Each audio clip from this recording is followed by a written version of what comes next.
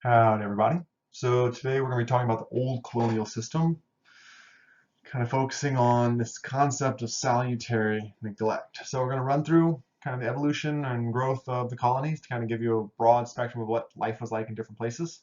And then we'll talk about salutary neglect and kind of how that relates from the colonies to the British Empire.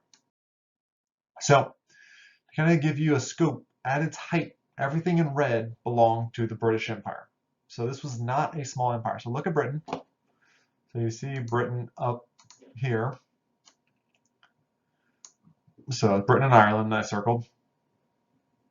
Britain is really just this lower portion because Scotland is the top part of the island. So like, England itself is just this little bit. So England controlled Scotland, controlled vast portions of Ireland, and then everything else in red. So this little bitty landmass controlled a vast portion of the world. So this is what empires were like at the height of the imperial age. The most profitable aspect of the British Empire was the American colonies. So we are kind of the bread and butter of the British Empire. We've risen to prominence, we've grown, and we make fabulous amounts of wealth for the empire. Let's kind of look at some of the different parts. So New England, the New England states. So you have Maine, New Hampshire, Vermont, Massachusetts, Connecticut, Rhode Island. So Massachusetts, founded by the Puritans. Rhode Island as kind of the default of the Puritans, kind of gets an offshoot. You can see Pennsylvania over here, founded by William Penn, is kind of an independent thing. Now, all of these, while they do some farming and that kind of stuff, particularly as we get more upstate New York and Pennsylvania area down to Virginia, most of these are going to be trade. So particularly along the coast. So Rhode Island, Massachusetts, New Hampshire, parts of Maine, all these are going to be focused around fishing, trading, shipbuilding, all this kinds of stuff. And on top of that, in upstate Maine, which actually Maine was not an independent state at this point. Maine belonged to Massachusetts for a long time. So for most of the 1700s going into the early 1800s, Maine belonged to Massachusetts. It gets its independence later on, which we'll talk about as part of a compromise. But you do have in places like Maine and around the Great Lakes, timber. They start taking a lot of lumber out of that, particularly for the British Navy, because they want the big, long, straight trees for the masts of their ships. Now, probably the biggest, most important of the colonies is New York. Now, originally, it was a Dutch colony called New Amsterdam, but the British get a hold of it from the Dutch, and they rename it New York.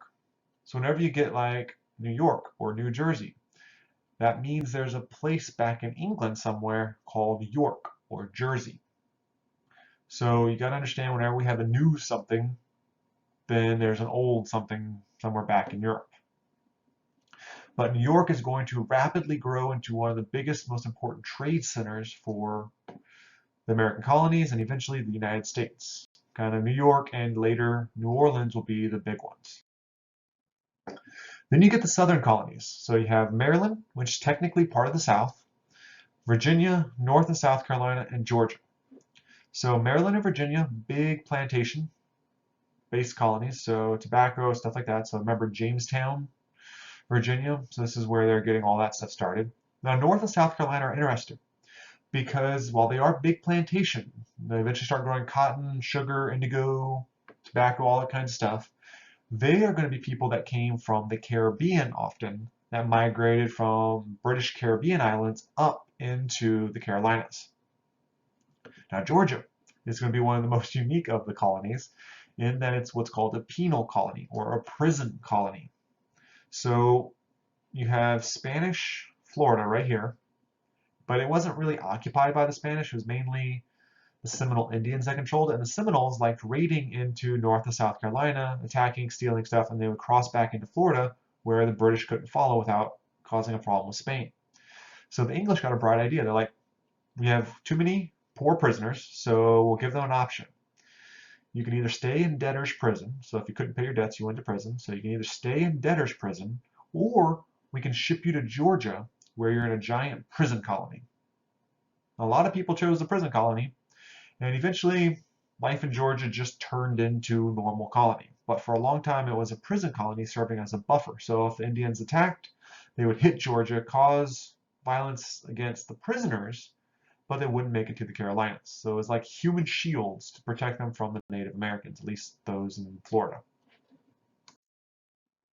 So these are our 13 colonies that eventually developed during this time period. Now, the relationship between the American colonies, or all colonies, and the parent country. This is how England or France or Germany or any of the big empires in Europe would see their colonies. So the whole goal is to make gold and silver for the parent country, or the mother country. Now the mother country wants to export more manufactured goods than the importation of raw goods. So they want to sell more stuff to the colonies than they're buying from the colonies. So they're always making a profit. So the way it would work, so raw goods, gold, silver, fur, lumber, food, tobacco, all that kind of stuff is produced as a raw good in the colonies. The mother country restricts trade. So the colonies, so say the US 13 colonies, can only sell to the mother country of England or Britain. So all this stuff has to go to them. Then they manufacture goods. So say they take lumber, turn it into furniture, or they take foodstuffs and refine it into flour, or they take tobacco and make cigarettes. Whatever the good is, they manufacture it into something better, something usable. Then they sell it back to the colonies at a higher price. So no matter how much money they make selling goods to the mother country, they're having to buy back goods at a higher price. So the colonies are always getting somewhat screwed in this system. But it worked for one important reason. As long as everybody was making money in this trade, as long as stuff was going around and everybody was making a little bit of money, everyone kind of looked the other way whenever people would fudge the system. This started one of the great American pastimes called smuggling, which means if we wanted to sell to French islands or to France or to South America rather than to Great Britain, we would have to smuggle and do it illegally. Now, England knew this was happening and they had laws against it, but they didn't enforce the laws typically because of something called salutary neglect. So these laws that enforce mercantilism are called the Navigation Acts, which basically said the colonies have to ship only to England. But what if we can make more money sending to Spain or France or to Africa? So technically the law said you can't sell to anybody except who we approve for you to sell to. But the colonists did it anyway because of this idea of salutary neglect, which basically said as long as England is making enough money, they'll kind of look the other way and you don't have to obey the law. Now, this sounds okay, but over time, as the colonies do this for years and decades, they get used to this system of salutary neglect of not having to adhere to the rules or follow them all the time. So when the British later on start enforcing the rules, start really trying to push them to pay their taxes, to stop smuggling, to do all the things that were always supposed to be done, they get really mad. So I can give you a quick analogy. So picture one day they announce on the news, no more speeding tickets.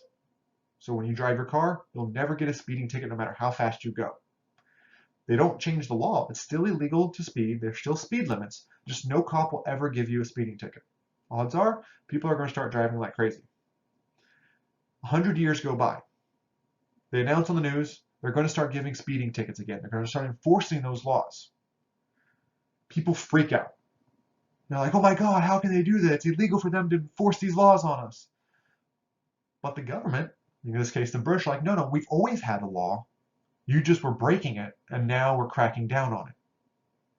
So it was always illegal to speed, just now they're punishing you again for it. And this is where the colonists get really, really angry. And this is where we get the first sparks of what become the American Revolution. This kind of tug of war, while most of the people, they just want British to go back to a lighter system, to that salutary neglect system. But some people get the idea of independence, and this is going to grow over time as things and events get more and more complicated. So as you read the section kind of leading up to the revolution with the Boston Tea Party, the Boston Massacre, the township duties, the Stamp Act, the Tea Act, all these kinds of things, pay special attention to how it escalates over time. And it's this growing fear of what the British might do, not what they're actually doing, but what they might do, that drives more and more people to consider independence. We'll stop there for today and pick up next time.